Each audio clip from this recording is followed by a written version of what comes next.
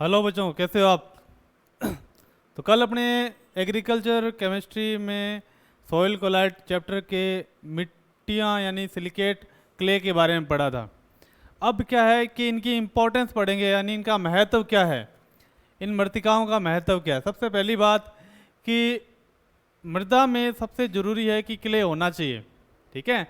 और ये एक इसका मेन पार्ट होता है, मेन कंपोनेंट होता है, ठीक है। अब क्या होता है कि मृत्तिका क्या करती है, मृत्तिका क्या करती है कि मृदा में अगर होगी तो मृदा की उर्वरता बढ़ेगी और क्षमता बढ़ जाती है। यानी मृत्तिका क्या करती है, मिट्टी की उर्वरता तथा क्षमता को बढ़ाती है, क्षमता को बढ़ाती है। क्लियर है? ठीक है। अब पॉइंट वाइज अपने पॉइंट डिस्कस करते हैं सारे। पहली बात है मृदा उर्वरता, यानी मृदा में मृत्तिका की उपस्थिति से पोषक तत्वों की मात्रा में वृद्धि होती है। जैसे जैसे मृत्तिका बढ़ती जाएगी मिट्टी के अंदर, वैसे वैसे पोषक तत्व बढ़ते जाएंगे। क्योंकि क्या करते हैं कि जो मृदा कोलाइडों पर कौन सा आवेश है, ऋणावेश, ये अपने चारों तरफ क्या है, पोषक तत्व इकट्ठे कर लेते हैं, जिससे क्या होता है कि मिट्टी की उर्वरकता बढ़ जाती है। धनायन अधिशोषित करने के कारण मिट्टी की उर्वरकता बढ़ जाती है। यहाँ तक क्लियर है? ठीक है। अब बात आती है दूसरा पॉइंट की जल धारण क्षमता। जल धारण क्या होता है? जल को लेके बैठे रहना, है ना। तो फिर इसी तरह से मिट्टी क्या करती है, जितना जल सोख सकती है वो उसकी जल धारण क्षमता कहलाती है। अब होता क्या है, ऐसा क्यों होता है? क्योंकि मृत्तिका में क्या है, कण बहुत छोटे होते हैं, बहुत छोटे होते हैं, और इनके जो रंध्र होते हैं यानी छोटे छोटे होल होते हैं उन्हें रंध्र कहते हैं, उनका आकार भी क्या होता है, काफ़ी छोटा होता है। इससे क्या होती है, मिट्टी क्या करती है, बहुत ज़्यादा संख्या में यानी जो बहुत ज़्यादा मात्रा में क्या कर सकती है कि जल धारण कर सकती है। इससे क्या होता है कि जल का निचालन यानी नीचे की तरफ जाना, पानी नीचे की तरफ रिसना, उसे बोलते हैं निचालन, ठीक है, वो भी कम होता है। अगर निचालन कम होगा तो फिर मिट्टी के पास पानी ज़्यादा उपलब्ध होगा और पौधों के लिए भी ज़्यादा पानी उपलब्ध हो जाता है। क्लियर है? अब बात आती है धनायन विनिमय क्षमता। अगर मिट्टी में मृत्तिका है तो मृत्तिका पर कौन सा आवेश होता है, ऋणावेश। उससे धनायन कैसे बंधे रहते हैं, ढीले बंधे रहते हैं, ठीक है। इसलिए क्या करते हैं, कोई दूसरा धनायन आके इस धनायन को हटा देगा, यानी धनायन आपस में एक दूसरे से क्या हो जाए, बदल जाए। क्लियर है? तो ये धनायन का क्या हो रहा है, विनिमय हो रहा है। मृत्तिका की मात्रा बढ़ेगी तो धनायन विनिमय क्षमता भी बढ़ती रहती है। क्लियर है? ठीक है। और ये धनायन क्या होते हैं, बाद में पानी के साथ घुलकर किसको प्राप्त हो जाते हैं, पौधों को प्राप्त हो जाते हैं। थर्ड पॉइंट आता है वो है पोषक तत्वों का अधिशोषण।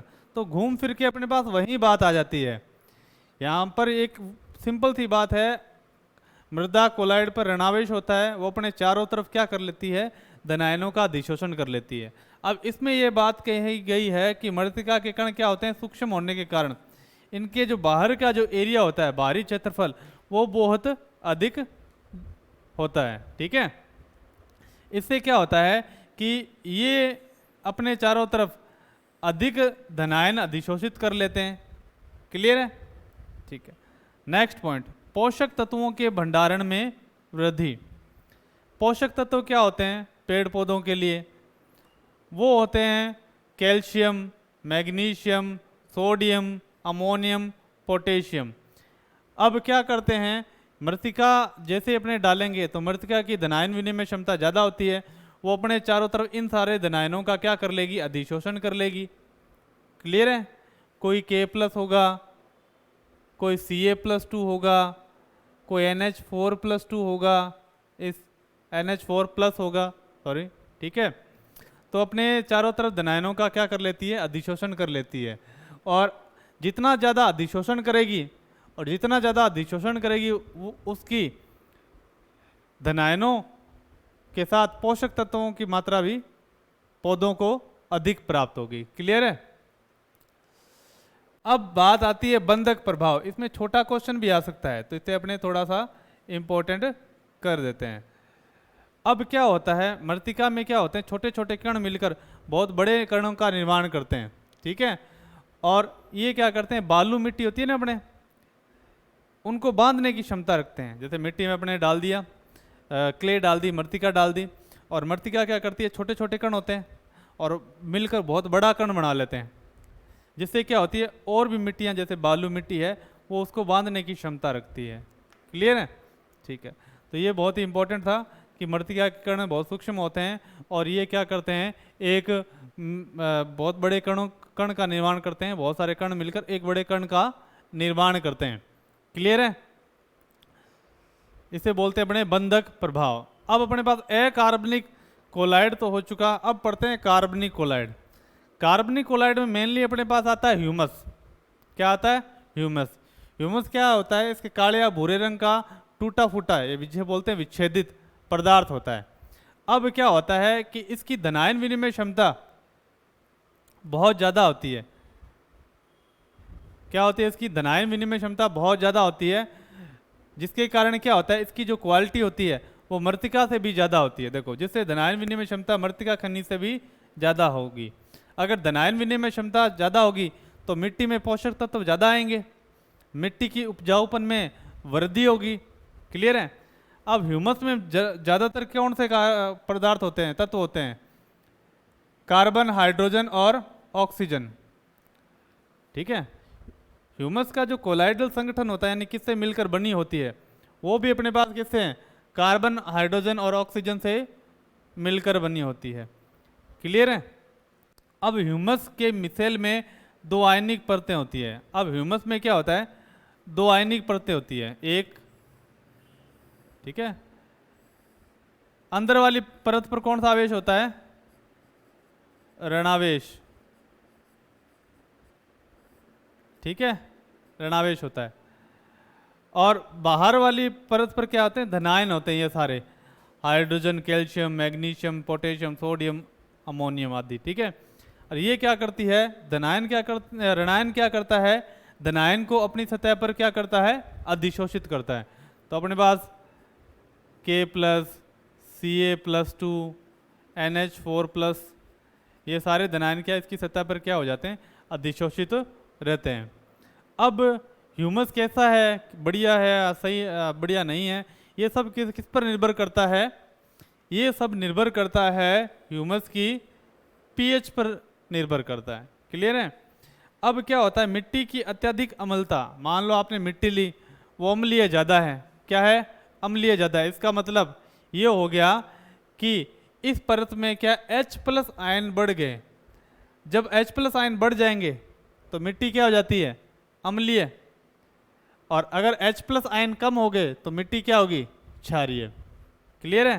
तो मैं यहाँ लिख देता हूँ, H+ आयन बढ़ेंगे तो मिट्टी क्या हो जाएगी, अम्लीय।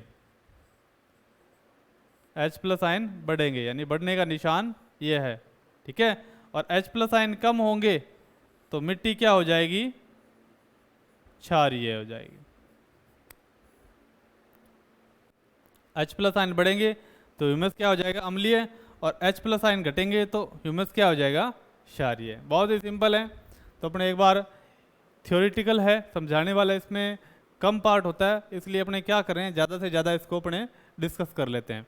नेक्स्ट देखें अपने, अब आता है, ये क्वेश्चन काफ़ी आता है और बोर्ड में भी आता है, इसलिए बोर्ड के लिए इंपॉर्टेंट क्वेश्चन है। इसमें लिख देते हैं अपने RBSc, आने लायक क्वेश्चन है और इस चैप्टर में से ये क्वेश्चन आ सकता है। तो क्वेश्चन सीधा आता है, कार्बनिक व अकार्बनिक कोलाइड में अंतर लिखिए, ठीक है। अब पहला अंतर, इसमें सिलिकेट मृत्तिका एवं आयरन व एल्यूमिनियम के ऑक्साइड होते हैं, ये आपने पढ़ा था, याद हो तो। एक ऊपर सिलिका की परत थी, फिर एल्यूमिना की परत थी, फिर सिलिका की परत आई थी माउंट मोरिलोनाइट इलाइट समूह की मिट्टियों में, याद है। इसमें क्या होता है, सिर्फ ह्यूमस होता है और कुछ नहीं। अब इसकी संरचना में क्या होता है, अकार्बनिक में सिलिकॉन होता है, एल्यूमिनियम होता है, आयरन होता है, ऑक्सीजन होता है। क्लियर है। पर ह्यूमस में कौन सा होता है, कार्बन, हाइड्रोजन और ऑक्सीजन ही होते हैं सिर्फ। यानी अपने सिंपल सा है, ये खनिज पदार्थ होते हैं, खनिज जो खदान से निकालते हैं, खान से निकालते हैं, ठीक है। तो ये क्या होता है, स्पेशली खान से निकाले जाते हैं, ये जो अपने पास मृतिका है ना। जबकि ये कार्बनिक पदार्थ होते हैं, यानी कहीं भी अपने जैसे पेड़ पौधे हैं, उनके पत्ते वगैरह गल के नीचे गिर जाते हैं तो उनसे भी ह्यूमस बनता है, कार्बनिक पदार्थ है सारे, ठीक है। इसकी धनायन विनिमय क्षमता व जल धारण क्षमता कम होती है, अकार्बनिक मृदा कोलाइड होती है, इसकी धनायन विनिमय क्षमता और जल धारण क्षमता भी कम होती है, क्योंकि थोड़े से बड़े कण होते हैं, बड़े कण होंगे तो जल धारण क्षमता क्या हो जाएगी, कम होती है। जबकि ह्यूमस में क्या है, धनायन विनिमय और जल धारण क्षमता बहुत अधिक होती है, क्योंकि इसके कण क्या होते हैं, छोटे होते हैं। इसमें ऋणायन का होता है OH होता है, जबकि इसमें ऋणायन का स्रोत क्या होता है, COOH, OH माइनस एवं फिनोलिक समूह, ये एक प्रकार का समूह है। फिनोलिक समूह ये होता है, बेंजीन है, बेंजीन के ऊपर आपने OH लगा दिया तो ये अपने पास फिनोलिक समूह होता है, ठीक है। धनायन विनिमय क्षमता होती है इसकी 3 से 100 सेंटीमोल पर केजी, किलोग्राम, और जबकि इसकी धनायन विनिमय क्षमता ज़्यादा होगी, कितनी, 150 से 300 सेंटीमोल पर केजी। अब क्वेश्चन आ सकता है, सिंपल सा क्वेश्चन बनता है 1 नंबर का, कि कार्बनिक मृदा कोलाइड की धनायन विनिमय क्षमता कितनी होती है, 150 से 300 सेंटीमोल पर केजी। सिंपल है, तो अपने चले नेक्स्ट की तरफ, कोई डाउट नहीं है, ठीक है। हाँ, अब आते हैं बात ह्यूमस का मृदा में महत्व। ह्यूमस मिट्टी में क्या महत्व रखता है, ह्यूमस के होने से क्या प्रभाव पड़ता है, ठीक है। सबसे पहली बात तो आती है कि भूमि के उपजाऊपन में वृद्धि होती है। ह्यूमस से भूमि के उपजाऊपन में क्या होती है, वृद्धि होती है, क्योंकि इसकी धनायन विनिमय क्षमता ज़्यादा होती है। किसी की धनायन विनिमय क्षमता ज़्यादा होगी तो अपने चारों तरफ क्या कर लेगा, वो अधिक धनायनों का अधिशोषण करके रखेगा, और जो पानी में घुलकर किसको प्राप्त हो जाते हैं, पौधों को प्राप्त हो जाते हैं। पहला अपने पास मृदा संरचना, मृदा कणों को आपस में बांधने से मृदा संरचना में सुधार होता है।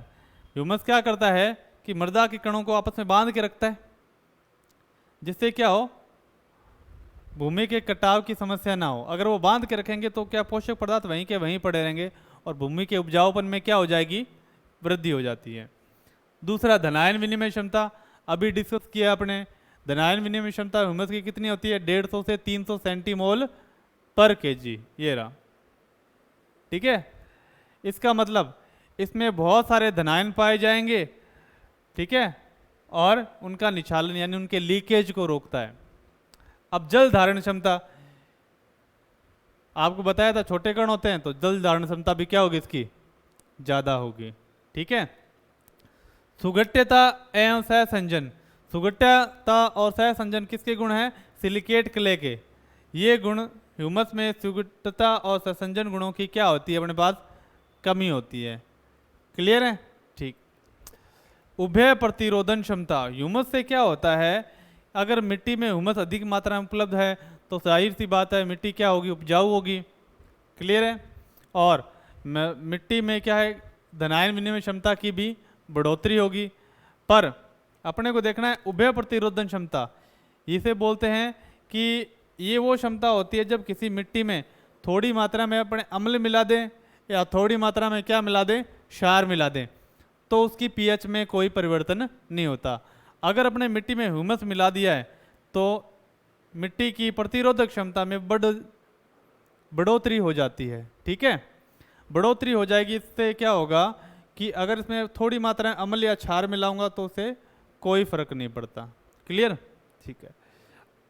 अब पोषक तत्वों की उपलब्धता, देखो ह्यूमस क्या करेगा, अपने चारों तरफ धनायनों का अधिशोषण कर लेगा। धनायनों का अधिशोषण करेगा तो क्या है, जो पोषक पदार्थ हैं यानी पोषक धनायन हैं वो क्या होंगे, उसके चारों तरफ बंधे हुए रहेंगे, और जब भी किसी पौधे को चाहिए होगा तो पानी में घुलकर वो उस पौधे को प्राप्त हो जाएंगे। क्लियर है।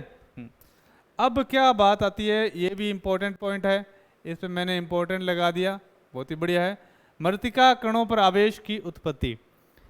भाई मृतिका कण पर अपने पास पता है कि मृदा कोलाइड पर आवेश कौन सा होता है, याद हो तो मृदा कोलाइड पर आवेश हमेशा कौन सा होता है? ऋणावेश होता है, ऋणावेश होता है। अब इसके बारे में क्या होता है कि कहा जाता है भी, बात आती है कि मृदा कणों पर क्या है? धनावेश, ऋणावेश होता है। तो भाई वो ऋणावेश आया कहाँ से या उसकी उत्पत्ति कहाँ से होती है? इसके बारे में दो सिद्धांत दिए गए थे।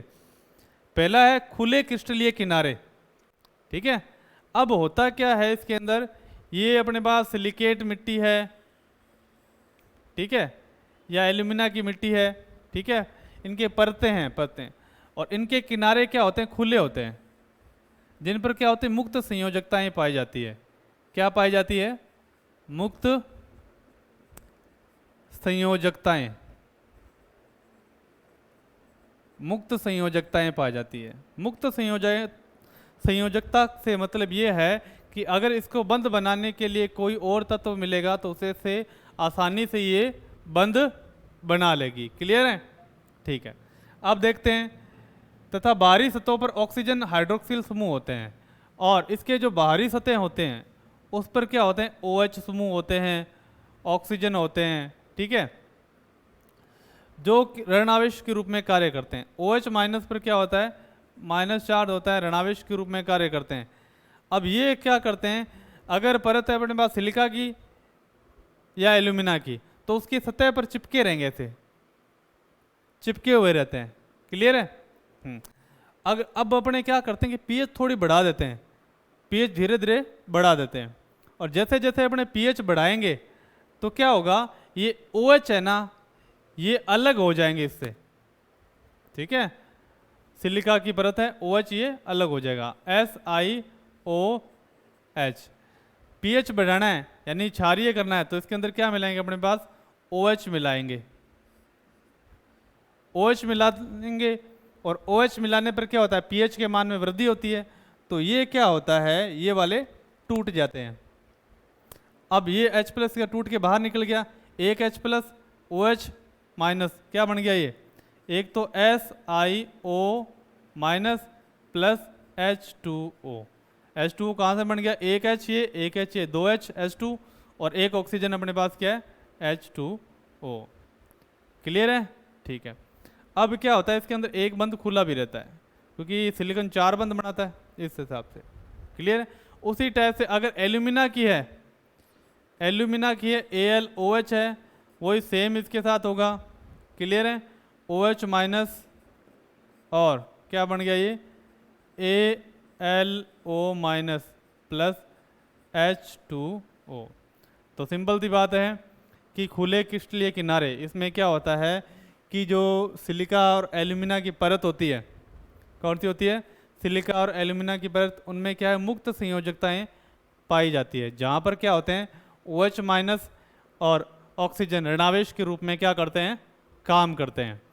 और जैसे ही मैं pH को बढ़ाता हूँ तो ये क्या होते हैं? टूट जाते हैं, विघटन हो जाते हैं। SiOH किस में टूटेगा? SiO में टूट जाएगा, और इधर से अपने पास क्या मिल गया? इधर से अपने पास ये H2O बन गया, H2O बन गया, ठीक है। और इस तरह से क्या है, इस पर क्या आ जाता है? ऋणावेश। ये देखो, इस पर ऋणावेश आ गया, इस पर भी ऋणावेश आ गया। तो इस तरह से क्या होता है, खुले क्रिस्टलीय किनारों के कारण मृत्तिका पर किसकी उत्पत्ति होती है? ऋणावेश की उत्पत्ति होती है। क्लियर है? ठीक है। अब लास्ट पॉइंट है समाकृतिक प्रतिस्थापन। समाकृतिक प्रतिस्थापन, समाकृतिक मतलब एक जैसे कणों का एक जैसे कणों का आपस में प्रतिस्थापन, ठीक है। अब मृदा कोलाइड में क्या होते हैं? एक जैसे आकार परंतु धनात्मक संयोजकता वाले एक आयन द्वारा दूसरे आयन को प्रतिस्थापन करना प्रतिस्थापन कहलाता है। अब देखो, ये अपने पास क्या है? ऋणावेश, ठीक है। इस पे 4 लगे हैं, अपने पास धनावेश लगे हैं, ठीक है। अब इस पर क्या किया मैंने? किसी और धनावेश से ये धनावेश लिया, इससे मैंने इसको हटा दिया, तो एक धनावेश से दूसरे धनावेश के प्रतिस्थापन को क्या कहते हैं? समाकृतिक प्रतिस्थापन, ठीक है। अब इसमें एक उदाहरण दिया है कि Si+4 और Al+3 है तो धनावेश ही, चाहे प्लस का 2 चाहे प्लस का 3। ठीक है, अब इससे देखेंगे अपने पास ऋणावेश कैसे आया, ऋणावेश की उत्पत्ति कैसे हुई। तो देखो सिंपल सी बात है, यहाँ पर ऑक्सीजन पर कितने ऋणावेश होते हैं, 2 होते हैं, 1 2। सिलिका पर कितने होते हैं, 4, 1 2 3 4। ऑक्सीजन पर कितने, 2। ठीक है, ये अपनी कौन सी परत है, सिलिका वाली परत है, सिलिका। अब मैं क्या करूं, सिलिका को हटा दूं एल्यूमिनियम से। एल्यूमिनियम से हटाऊंगा तो देखो एल्यूमिनियम पर अपने पास प्लस का 3 आवेश होता है। मैंने सिलिका को किससे हटा दिया, एल्यूमिनियम से। और ऑक्सीजन अपने पास ये वाला, ये है अपने पास आवेश रहित है। आवेश रहित का मतलब ये होता है कि जिसमें धनावेश और ऋणावेश की संख्या बराबर हो। अब बताओ इसमें धनावेश कितने हैं, 4। ठीक है, और ऋणावेश कितने हैं, 1 2 3 4, -4। -4 + 4 कितने हो जाते हैं, 0। अब नीचे वाले में देखते हैं, ऋणावेश कितने, 1 2 3 4, यानी -4 हैं, और धनावेश कितने हैं, +3। तो बचा क्या, -1। इस तरह से क्या होता है कि इन पर क्या पाया जाता है, ऋणावेश पाया जाता है। समान से दिखने वाले धनायन के द्वारा एक दूसरे को पृथक कर दिया जाता है, और इस कारण से मृत्तिका पर किसकी उत्पत्ति होती है, ऋणावेश की। तो सेकंड पॉइंट अपने पास, इसके अतिरिक्त मृत्तिका में एल्यूमिनियम Al+3 का प्रतिस्थापन Mg+2 से भी करा सकते हैं। अब देखो यहाँ पर कितने हैं, प्लस के 3 और माइनस के कितने, 1 2 3, तो कितना हो गया, 0। ठीक है, अब मैंने एल्यूमिनियम को किससे हटा दिया, Mg+2 से, यहाँ Mg लिख दिया मैंने। अब बताओ प्लस के कितने हो गए, 2, और माइनस के कितने हो गए, 3, बचा क्या, -1।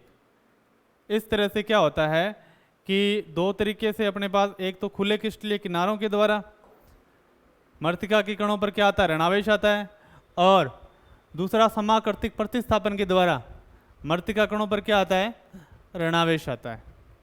क्लियर है, बहुत ही ईजी है।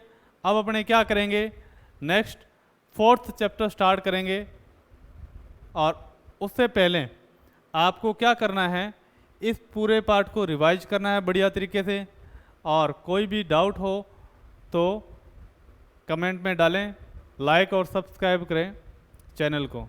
Thank you.